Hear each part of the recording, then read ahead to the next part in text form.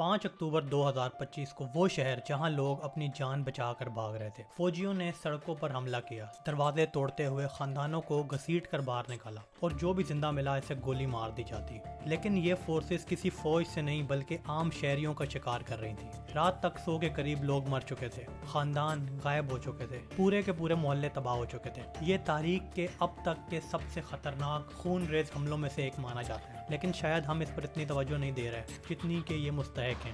یہ ہے سوڈان، ایک ایسا ملک جو صدیوں سے خود ہی جنگ لڑ رہا ہے، جہاں سونا، طاقت اور سیاست تباہی کے ہتھیار بن چکے ہیں۔ یہ تنازع صرف زمین یا قیادت کا نہیں ہے، یہ اس دوڑ کا حصہ ہے جہاں ہر کوئی افریقہ کے سب سے زیادہ وسائل سے مالا مال ملک پر کنٹرول چاہتا ہے اور اس کے معصوم لوگوں کے درد سے فائدہ اٹھانا چاہتا ہے۔ 30 مہینے سے زیادہ ہو چکے ہیں۔ سوڈان اپنے آپ کو توڑ رہا ہے، ایک ایسی جنگ میں جو دو جنرلوں کے درمیان ہے، سوڈانی مسلح افواج SAF اور ریپڈ سپورٹ فورسز RSF۔ 400 سے زیادہ لوگ مارے جا چکے ہیں، 1 کروڑ سے زیادہ لوگوں کو گھر چھوڑنا پڑا ہے۔ اقوام متحدہ نے اسے جدید تاریخ کے سب سے بڑے انسانی بحران میں سے ایک کہا ہے، اور اس سب کے درمیان میں ہے متحدہ عرب امارات UAE اور ریاست امریکہ یونائٹڈ اسٹیٹس۔ تو سوال یہ ہے کہ سوڈان کے لوگ اتنی سالوں سے خون کیوں بہا رہے ہیں؟ UAE اور US کا اس سب سے کیا تعلق ہے؟ 1965 اس سب کی شروعات 1965 سے ہوتی ہے۔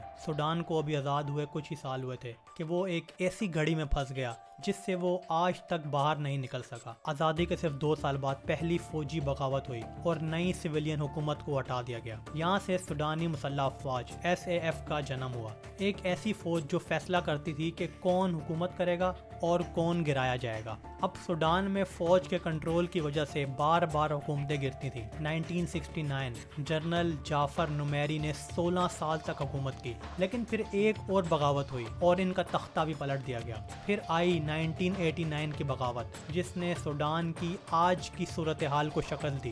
اب جنرل عمر البشیر حکومت کر رہے تھے اور ان کا دور سب سے زیادہ 30 سال تک چلا، لیکن یہ کیسے ممکن ہوا؟ آج آخر کوئی 30 سال تک ایسے ملک پر کیسے حکومت کر سکتا ہے جہاں ہر چند سال بعد بغاوت ہو جاتی ہے؟ در حقیقت عمر البشیر نے فوج SAF کے ساتھ قریبی تعلقات بنا رکھے تھے تاکہ وہ کبھی بغاوت کر کے اس کی حکومت کو نہ گرا سکیں۔ وہ بڑی بڑی کرسیوں پر ان جرنیلوں کو بٹھاتا، پیسہ اور کاروبار ان جرنیلوں کے حصے میں آتا، بدعنوانی کر کے بھی سارا پیسہ فوج پر لگایا جاتا۔ یہاں تک کہ اس وقت سوڈان کے صوبے دارالفور میں کچھ باغی مسلح گروہ تھے جو سوڈان کی حکومت کے خلاف لڑ رہے تھے، لیکن البشیر نے انہیں ہتھیار دیے، انہیں کاروبار دیا اور اپنی ایک پرائیویٹ فوج کے طور پر استعمال کیا۔ انہی باغیوں کو ریپڈ سپورٹ فورسز یعنی RSF کہا جاتا ہے اور ان کا لیڈر تھا محمد حمدان، جسے حمیدتی کا نام دیا گیا۔ یہ خطاب البشیر کی طرف سے ملا تھا کیونکہ البشیر اس پر کافی بھروسہ کرتا تھا، اس کے خاص آدمیوں میں سے ایک تھا، اور اس خطاب کا لفظی معنی ہے میرا حامی۔ البشیر نے حمیدتی کو سونے کی کانیں دی، ہتھیار دیے، یہاں تک کہ لیبیا کی سرحد کے پار سونے کے تیل کی اسمگلنگ کی آزادی بھی دی۔ اب تک سوڈان کے کئی لوگوں کو اندازہ ہو چکا تھا کہ حکومت ان کے ساتھ کیا کھیل کھیل رہی ہے۔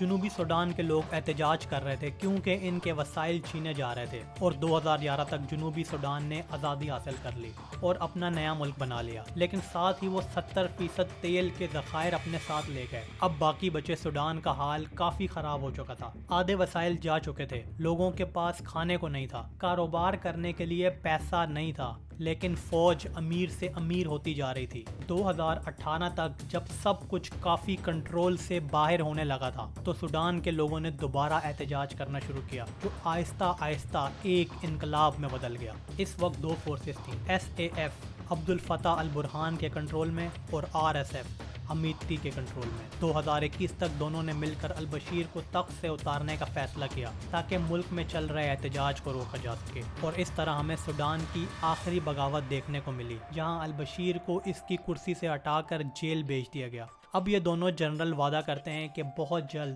سوڈان ایک جمہوری ریاست میں تبدیل ہو جائے گا، لیکن اب تک ان دونوں فورسز نے ایک دوسرے کی طاقت اور کنٹرول کو تسلیم نہیں کیا ہے۔ تو پھر ایک ڈیل کی پیشکش کی گئی تاکہ یہ دونوں مل کر سوڈان کے لیے کام کر سکیں، لیکن حمیدتی اس ڈیل کے ایک نقطے پر راضی نہیں ہو رہا تھا، اور وہ تھا RSF کی فورسز کو SAF یعنی سوڈان کے سرکاری فوج میں ضم کر دینے کا نقطہ۔ حمیدتی کے لیے یہ ناانصافی تھی کہ وہ ہتھیار ڈال کر سوڈان کی فوج کے کنٹرول میں کام کریں، کیونکہ اس نے اتنے سالوں محنت کی تھی RSF کو بنانے میں، کئی سونے کی کانوں کا کاروبار کر کے وہاں سے پیسہ کما کر ہتھیار جمع کرنے میں، اور پھر RSF کے سپاہی بنانے میں۔ یہی وجہ تھی کہ آج حمیدتی سوڈان کا سب سے امیر آدمی مانا جاتا ہے۔ آخر کوئی یہ سارا کنٹرول، سارا پیسہ SAF کے ہاتھ میں کیسے دے دیتا؟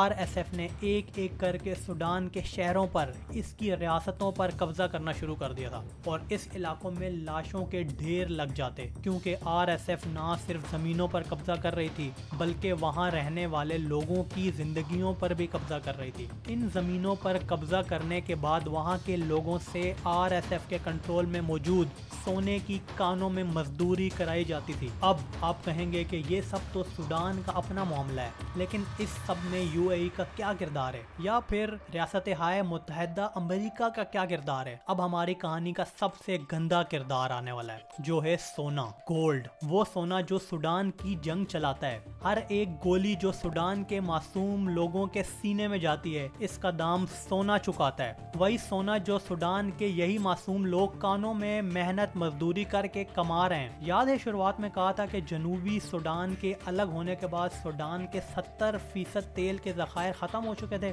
اب سوڈان کے پاس سب سے بڑی چیز بچی تھی سونا، جس کا استعمال کر کے وہ پیسہ کما سکتا تھا۔ معیشت پہلے ہی خستہ حال تھی۔ سرکاری رپورٹس کے مطابق سوڈان ہر سال 60 ٹن سے بھی زیادہ سونا پیدا کرتا ہے۔ زیادہ تر سونے کی سلاخیں ہوتی ہیں جو بیچی جاتی ہیں، اور یہیں پر UAE کا کردار آتا ہے، جو کہ سونے کو صاف کر کے اس کو خوبصورت بنا کر بیچتا ہے۔ سالوں سے سوڈان کے 97% سونے کی برآمدات سیدھا UAE یعنی دبئی جا رہی ہے، ایسے ملک میں جہاں سونے کی کانیں تو موجود نہیں ہیں، لیکن پھر بھی اسے سونے کا شہر کہا جاتا ہے۔ شروع میں آپ کو بتایا تھا کہ RSF کا جو مرکزی کنٹرول تھا وہ سوڈان کے ایک صوبے دارالفور میں تھا، لیکن دارالفور سے بھی زیادہ کنٹرول اس کا سوڈان میں موجود سونے کی کانوں پر تھا۔ وہ صرف اتنا ہی نہیں، جب قانونی حکومتی سطح پر ڈیلز کی جاتی ہیں تو سوڈان کو بدلے میں ہتھیار ملتے ہیں، ڈرونز، ٹرکس، بارود وغیرہ۔ صرف 2024 میں $1.5 بلین مالیت کا سونا، جو سوڈان کی کل برآمدات یعنی ایکسپورٹ کا آدھا حصہ تھا، دبئی گیا، اور یہ سب صرف میں یا سوشل میڈیا پر موجود انفلوئنسر نہیں بتا رہے،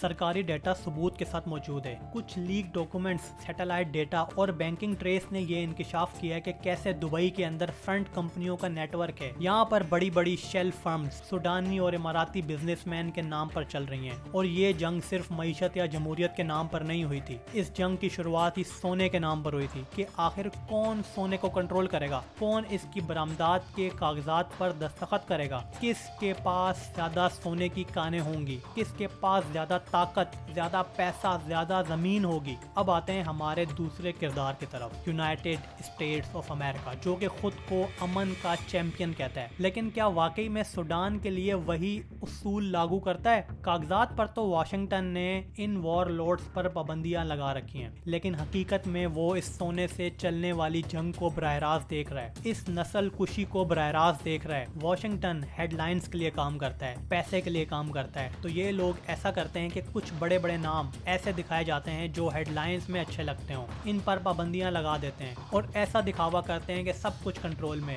لیکن اندر سے کاروبار پورا چل رہا ہوتا ہے۔ اصل بینکس، اصل اسمگلرز وہ اب بھی موجود ہیں، وہ اب بھی سونا اسمگل کر رہے ہیں، اور یہ سونا نہ صرف UAE بلکہ دوسری کئی ممالک، سعودی عرب، مصر اور یونائٹڈ اسٹیٹس تک پہنچتا ہے۔ سوڈان کی اپنی معیشت نہیں بڑھ رہی، سوڈان میں پیسے کے درخت نہیں لگے ہوئے کہ وہاں سے وہ پیسہ جمع کر کے پھر نسل کشی میں استعمال کر سکیں۔ صرف اتنا ہی نہیں بلکہ ہیڈ لائنز میں چھپنے والے بڑے بڑے اقدامات لیے گئے، دبئی کے لاکھوں ڈالرز والے بڑے اکاؤنٹس منجمد کر لیے گئے، لیکن کیا اس سب سے کچھ بدلا؟ نہیں، کیونکہ ان سب سے سونے کی برآمد سوڈان سے صرف 10% گری،